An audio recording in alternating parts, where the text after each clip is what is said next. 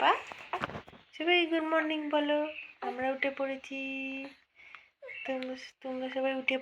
Hello friends, good morning. আর আজকের ভিডিওটা আমি এখান থেকে শুরু করছি। আর পাপা আজকে সকাল সকাল উঠে পড়েছে, ভোর 5টার সময় উঠে পড়েছে। ও কিন্তু এরকম সময় প্রতিদিন উঠে যায়, এরও আগে উঠে যায় মাঝে মাঝে কয়েকটা দিন। তো চলো আজকের ভিডিওটা এখান থেকে শুরু করছি।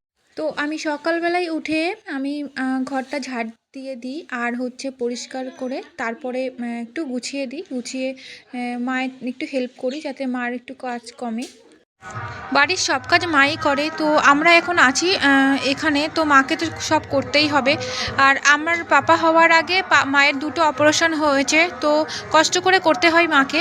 তাও আমরা কিছুদিন এখানে থাকবো, আর মানে 1 মাস আছি এখানে, তারপরে আবার আমার শ্বশুরবাড়িতে চলে যাব।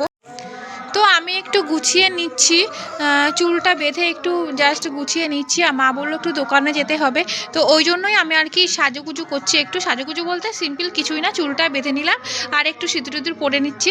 আর এই ঘরের বিছানাটা আমি এখনও গোছাইনি, কারণ পাপা ঘুমাচ্ছে, ওই জন্য এসে আমি গোছাবো।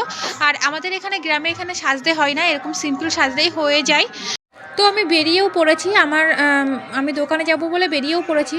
আর এটা আমাদের গ্রামের রাস্তা, গ্রামের রাস্তাগুলো এরকম হয়, যারা গ্রামে থাকো তোমরা সবাই জানো। আর দেখো গ্রামের পরিবেশটা খুব সুন্দর লাগে দেখতে।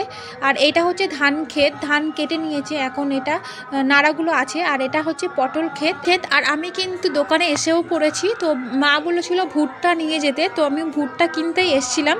তো আমার ভুট্টা কেনা হয়ে গেছে। আর দেখো এটা হচ্ছে আমাদের রাস্তা, এখান থেকে বেশি গাড়ি ঘোড়া চলে না, জাস্ট টোটো আর অটো চলে, কিছুই চলে না আর। তো আমি বাড়ি চলে এসেছি, এখন মা রান্না করছে, আমি রান্নাঘরে নিয়ে যাবো। ভুট্টাটা মা হচ্ছে গরম করবে গরুকে খেতে দেওয়ার জন্য, ভুট্টা আমাকে আনতে বলেছিল, তাই এনেছি, মাকে দিয়ে দিই। এইটা কি বলে ভুট্টার বাটি, তো এটা। তো আমি এখন ঘরের বিছানাটা গুছিয়ে নিচ্ছি, মশারিটা খুলে। তো পাপা তো ঘুমাচ্ছিল, দেখি পাপা উঠে গেছে কিনা।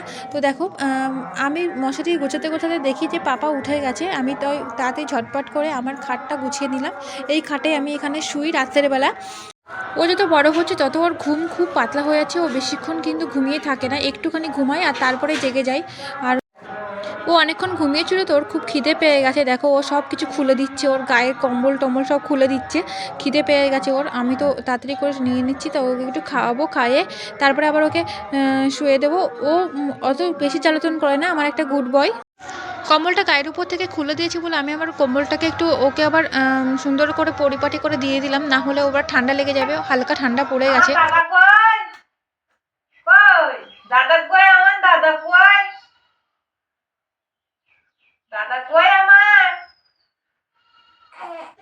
সকাল হলে ও আবার ঘরের মধ্যে শুয়ে থাকতে চায় না, ঘরে থাকতেই চায় না, ওকে নিয়ে বাইরে ঘুরে ঘুরে বেড়াতে হবে। তো জেঠমাকে বললাম একটু নিতে, তো জেঠমা ওকে নিয়ে ঘুরে ঘুরে বেড়াচ্ছে।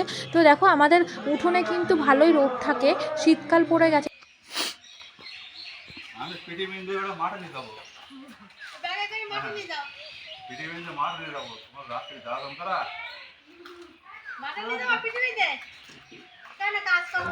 দেখো উঠোনে রোদ চলে এসেছে, মা বস্তাটা নিয়ে বসে পড়েছে, এখানেই প্রতিদিন বসানো হয় আর তেল মাখানো হয়। মা তেল মাখাবে বলে বসে পড়েছে।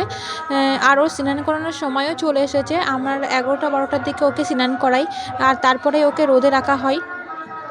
তো এখানে দেখো আমাদের পাশের বাড়ি, এর নাম জয়ন্তী, তো এও এসছে, ওকে কোলে নিয়ে বসে আছে। সবাই ওকে খুবই ভালোবাসে, খুবই আদর করে। তো এটা হচ্ছে আমার ঠাম্মা, বাইরে উনুন করেছে রান্না করবে বলে। রান্না করবে তুমি? এরকম ছোট্ট উনুন করে রান্না বান্না করতে খুবই ভালো লাগে। তো দেখো ঠামা রান্না করছে, আজকে নতুন করেছো তো, তো ভালো একটা জ্বলছে না, তো শীতকাল ওই জন্য বাইরে উনুনটা করেছে, বাইরে রান্না করবে।